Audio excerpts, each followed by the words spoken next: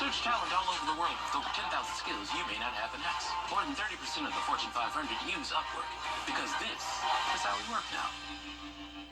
I'm Austin Jackson, your guy at Augusta. If you've been injured, my team will get to work right away. And you don't have to pay us anything unless we get money for you. Chief Meteorologist Jennifer Trotch. Weather coverage you can count on. The Live Viper 6 Skyview Network, sponsored by Terry Lambert Hyundai. We are tracking Tropical Storm Helene, which will bring impacts to the CSRA with Viper 6 alert days going in effect Thursday evening through Friday morning. I will have the latest on Helene coming up. Right now on News Channel 6 at 4, the position of Augusta City Administrator is no longer interim, who commissioners named as the permanent choice. Plus, less than 50 days until Election Day. Why poll workers in Aiken County say they still need your help. And the impact of a bus driver shortage on Richmond County schools as Your News at 4 starts now. Live from Television Park, this is WJBF News Channel 6 at 4.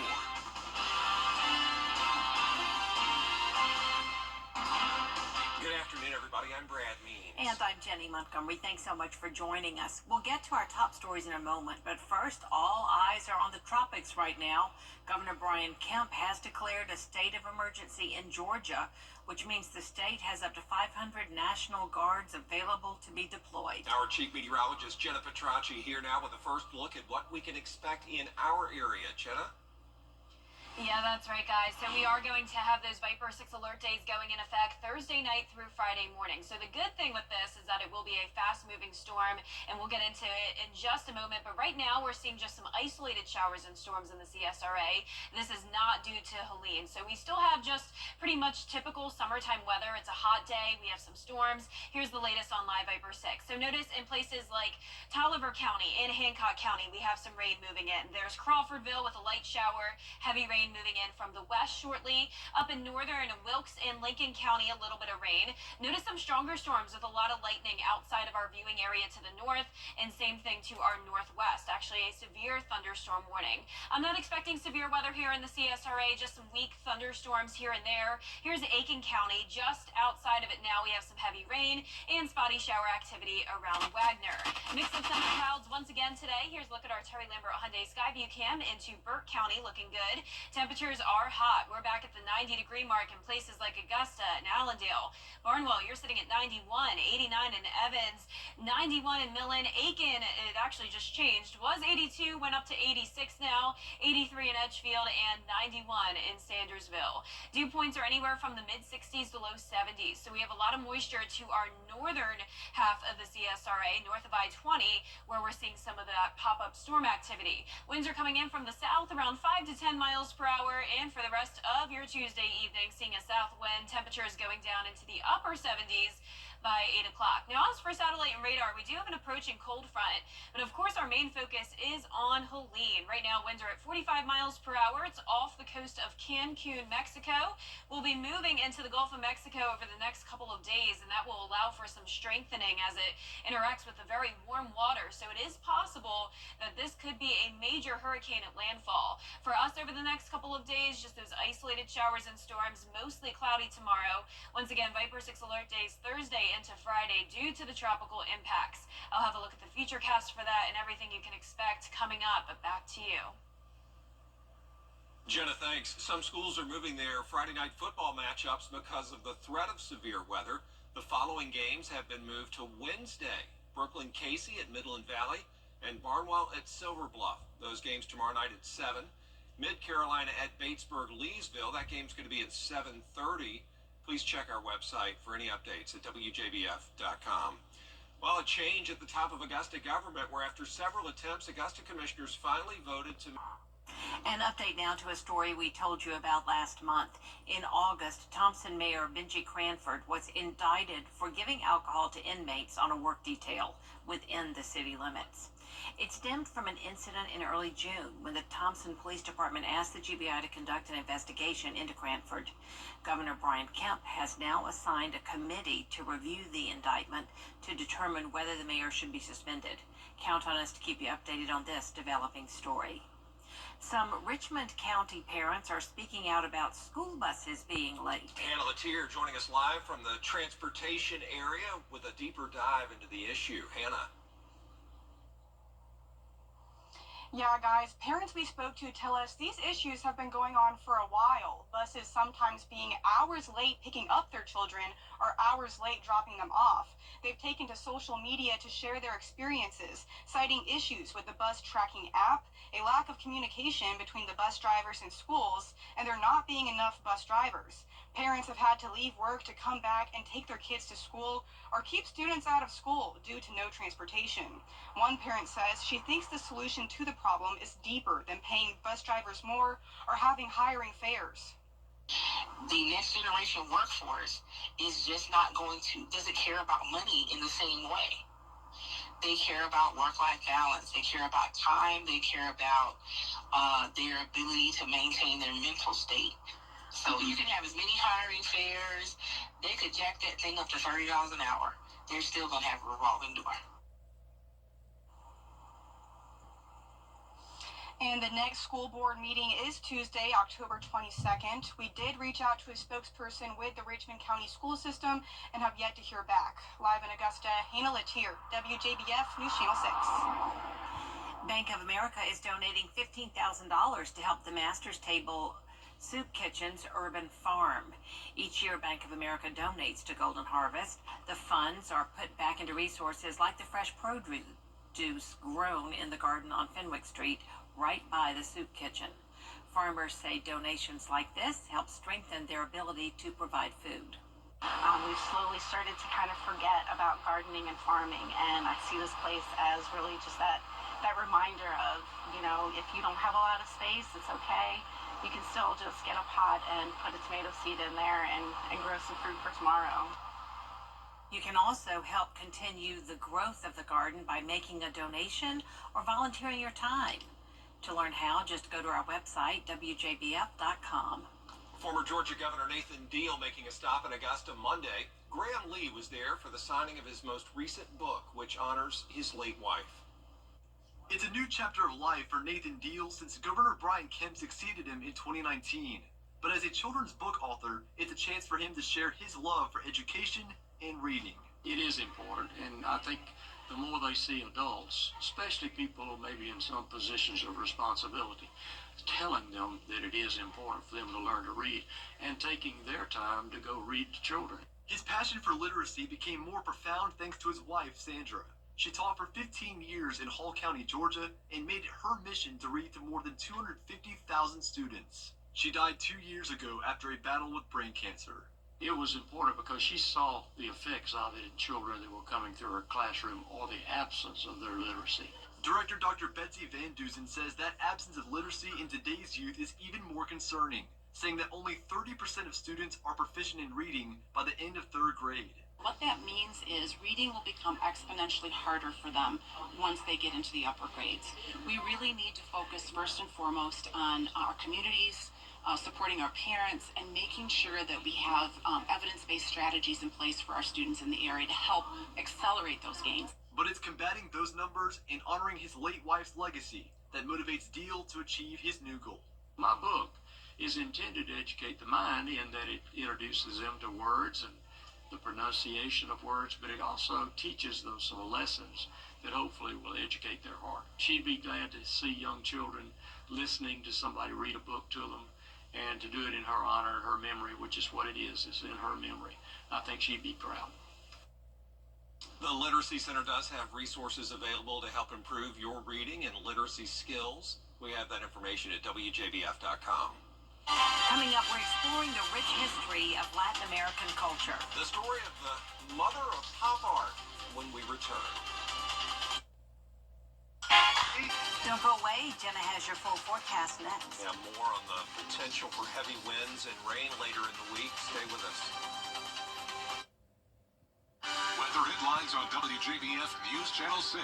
Brought to you by Hickson Roofing. If your roof needs fixing, call Mr. Hickson. At Lionel's. Now, your most accurate forecast. forecast with WJBF Live Viper 6. Welcome back. I hope you're enjoying your Tuesday so far. It's another hot day, a lot of low 90s, and also some pop-up showers and storms. Most of the CSRA nice and dry, but we do have this one strong storm over Tolliver County. There's Crawfordville, lightning all around it, and some severe storms just to the north of our viewing area. So heads up if you are in Warren County and McDuffie County, that storm is headed in your direction. Right now on our Terry Lambert Hyundai Skyview cam in Aiken, nice and dry, but it is pretty cloudy. 90 degrees, feeling like 93. Dew point of 67, southwest wind of 7 miles per hour. A bit cooler north of the interstate, 83 in Washington, 87 in Lincolnton, but 90 in Sandersville, 92 next door in Louisville. Barnwell and Allendale checking in at 91 degrees and 85 in Aiken. We do have an approaching cold front with showers and storms ahead of it and even into the East Coast. So some pop-up showers and storms around along with tropical impacts headed our way. This is Helene. Winds are at 45 miles per hour. So it is a tropical storm and it's off the coast of the Yucatan Peninsula headed into the Gulf of Mexico. Here's the latest track. You can see it will be strengthening as it moves into the very warm water of the Gulf of Mexico. A Category 1 hurricane expected by tomorrow and then a Category 3 hurricane expected by Thursday morning, and even a Category 4 is not out of the question.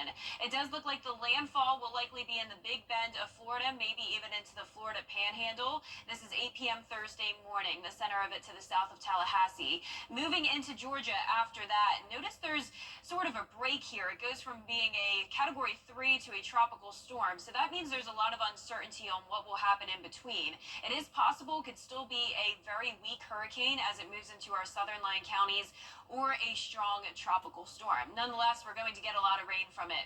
High rain chances Thursday and Friday. We need the rain though, so this is good news. What we don't want is the wind, the flooding, and of course the tornado threat. Here's the tropical futurecast. You can see tomorrow at 6 a.m. off the coast of Cancun, moving into the Gulf of Mexico and strengthening. There's the eye of the storm.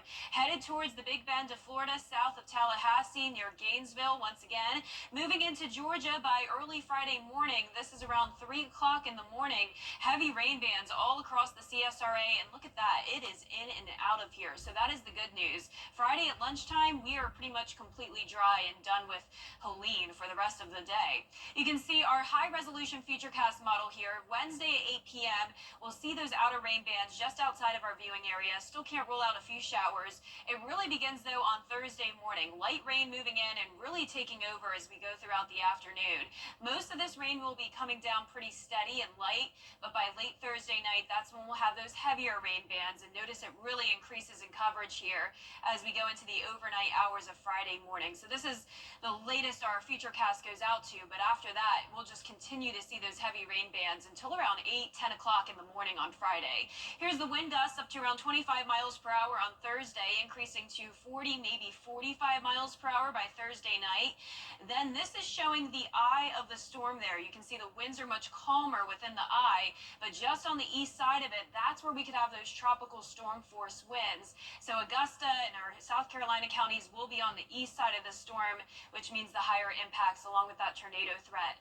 Rainfall totals up to around 2 inches by Thursday night, maybe even 3, and then up to 5 inches as we go throughout Friday morning.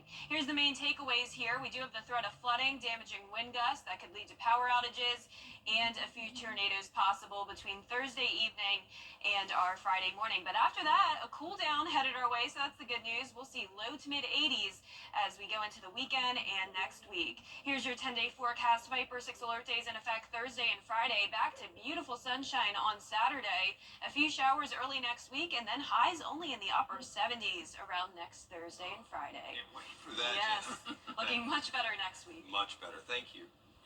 Coming up, catching the moonbreakers. The twofold way a San Francisco police department is keeping pedestrians safe. New event. Police in San Francisco are using a creative new tactic to get drivers to yield to pedestrians. They're dressing in flamboyant, inflatable costumes and hanging out near busy intersections. When cars approach, the officers enter the crosswalks and check if they stop. Yeah, if drivers don't yield, 2 other officers parked nearby follow those cars and pull them over. A reporter who took this video said the deputies pulled over so many drivers that the reporter eventually just lost count. So it's working, but it's scary how many people just don't yield. Don't yield, right. Or don't stop in school zone crossings. Yeah, no, it's so true. Oh my goodness. My morning Don't walk slow down in the school zones. is so scary. Yeah, Yeah. no, people just don't care. They're looking at their phones the whole time. There's a lot more coverage you can count on coming up at 4:30. Including a new Harvard study that says 1/3 of former NFL players say they believe they have CTE. D's up after the break.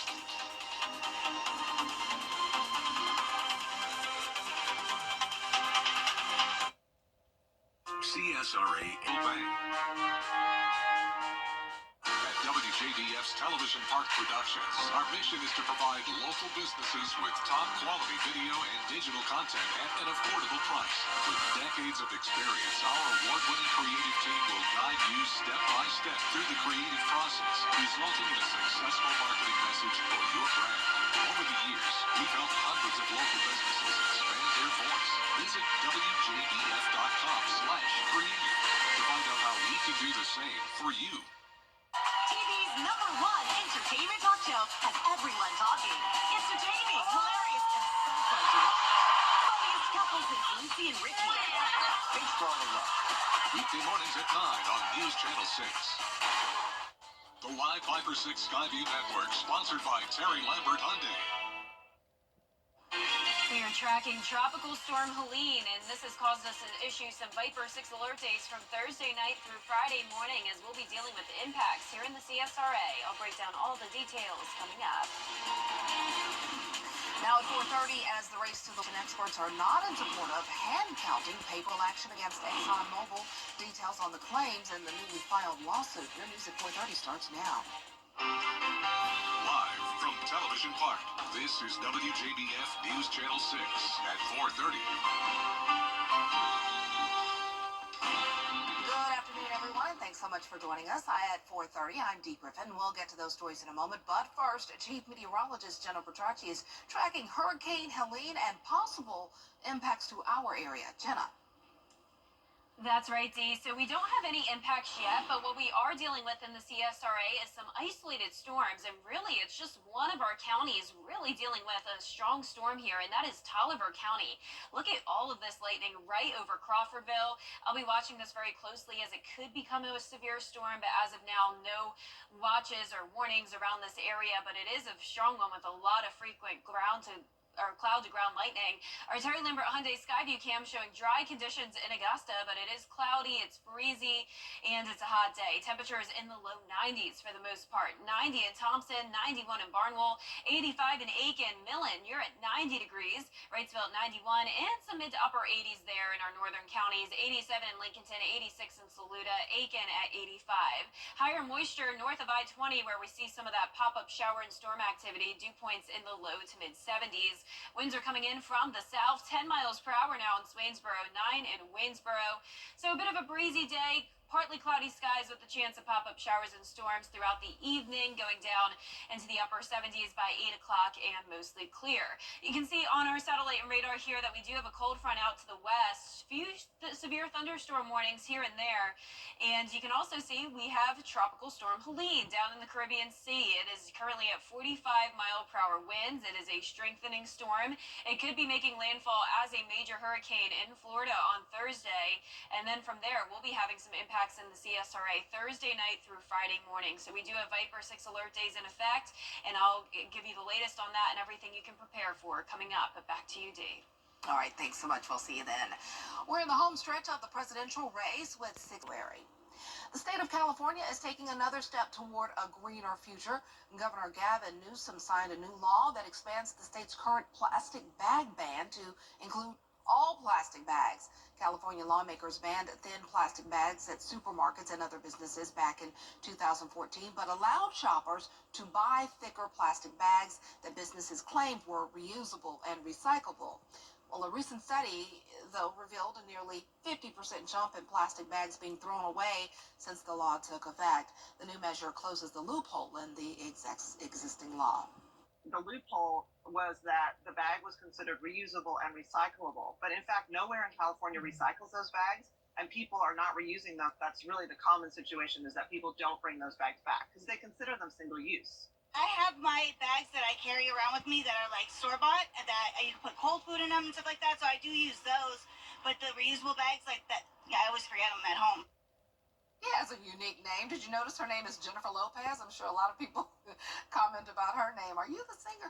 But the new California law goes into effect on January 1st of 2026. They have a year to get adjusted to this. Instead of asking customers if they like paper or plastic, grocery stores will offer paper bags made of mostly recycled materials. Meanwhile, Attorney General of California announced a lawsuit against ExxonMobil. The suit alleges that Exxon engaged in a decades-long deception about whether the plastics it manufactured can be recycled. An Exxon spokesperson responded in part by saying, quote, "For decades, California officials have known their recycling system isn't effective. They fail to act, and now they seek to blame others." That's their quote. Well, coming up, a stunning health announcement from NFL Hall of Famer Brett Favre. I was reading about this earlier today, the disease he's now battling and why he announced it during a congressional hearing. The CW. 5 for 6 is weather coverage you can count on. At a hearing today on the need for welfare reform, former quarterback Brett Favre revealed that he has Parkinson's disease. Favre made the admission as part of his testimony into the misuse of money from the Temporary Assistance for Needy Families Fund, or TANF, T-A-N-F. The funds are at the heart of today's congressional hearing into the misuse of welfare money in Mississippi. Favre received millions and is accused of misusing the funds. That includes almost $2 million he invested in a now-defunct drug company researching a concussion drug. Yes. April, maybe May of 2020, I was actually on a golf course with my brother and 3 other friends, and our phones started. And I want to thank our witnesses for being here today, for your valuable testimony and the opportunity to address this subject. And I have to say, Mr. Favre, welcome as a long-suffering. And even after this misuse, as the state of Mississippi here today, I was born and raised in Mississippi. My parents were school teachers. I played football for Southern Miss and professionally for 20 years and was inducted into the Pro Football Hall of Fame. Okay, we're having a bit of a technical difficulty here, but Favre denies any wrongdoing and has not been criminally charged.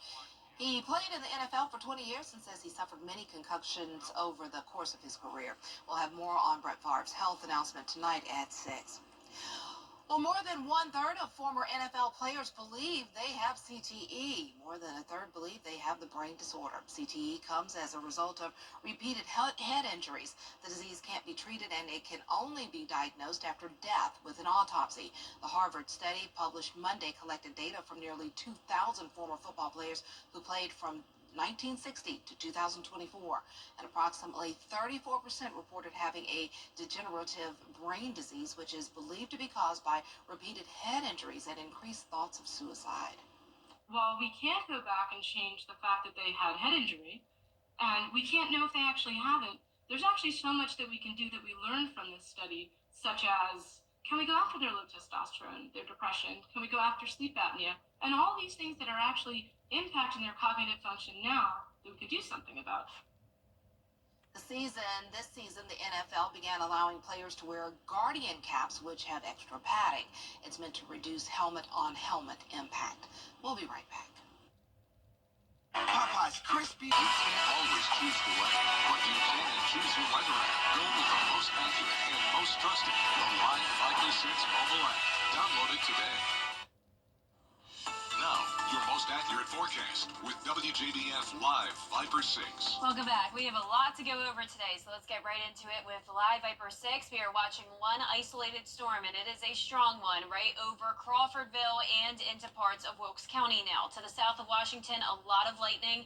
The worst of this is now to the north and east of Crawfordville, but still, you're probably seeing the lightning in the distance if you are in downtown Crawfordville. Here in Augusta, looking great, though. We have a mix of sun and clouds, completely dry on our Terry Lambert Hyundai Skyview Cam. 90 degrees, feeling like 93. Southwest wind coming in at 7 miles per hour. So another hot day. That's bringing the fuel for some of these storms to develop. But for the most part, we are staying dry over the next couple of days. That will change very shortly, though. On satellite and radar, we have a cold front out to the west of us. Severe storms in some parts of the southeast. Here's Tropical Storm Helene. It's in the Caribbean Sea. Winds at 45 miles per hour. It's going to be strengthening as it moves into the Gulf of Mexico up to a Category 1 hurricane tomorrow.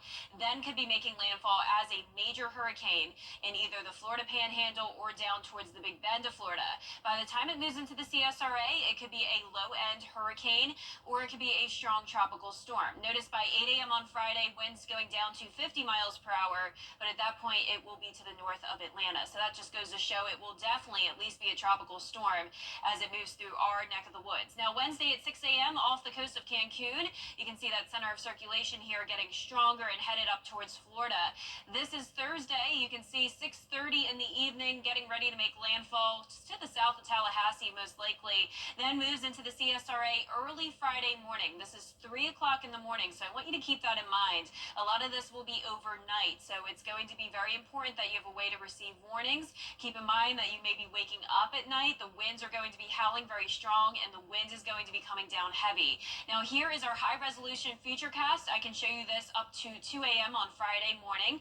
8 o'clock, though, on Wednesday evening, outer rain bands to the west of us. So that's where the biggest flooding concern is going to be, more so around Atlanta. But by Thursday morning for us, widespread light rain taking over. We will have some heavier downpours moving in Thursday evening. And then notice as we go through time here, overnight into Friday morning, 2 a.m., torrential heavy rain coming down along with those very gusty winds. The winds will be gusting up to around 25 miles per hour for Thursday morning, increasing up to around 45 miles per hour Thursday night.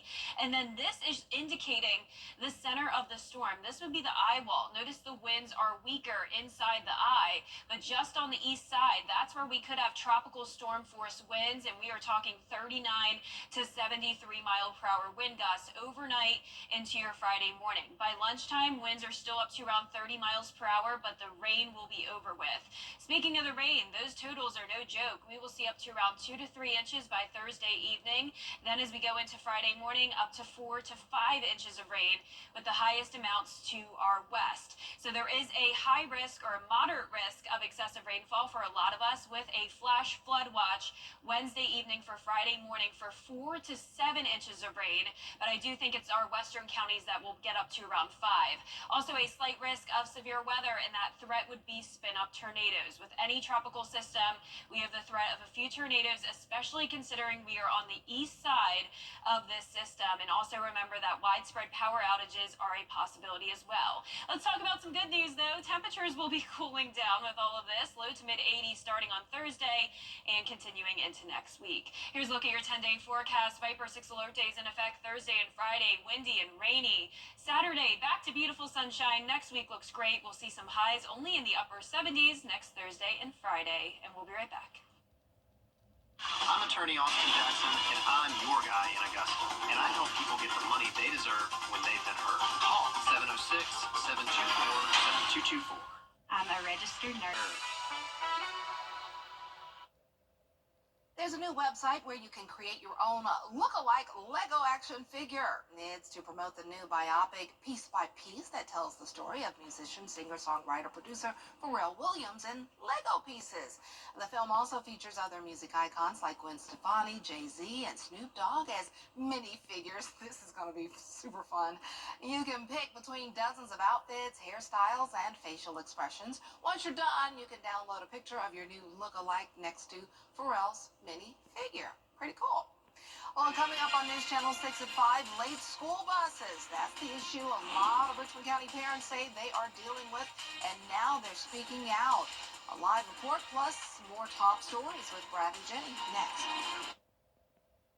Weather headlines on WJBF News Channel 6. Brought to you by Hickson Roofing. If your roof needs fixing, call Mr. Hickson.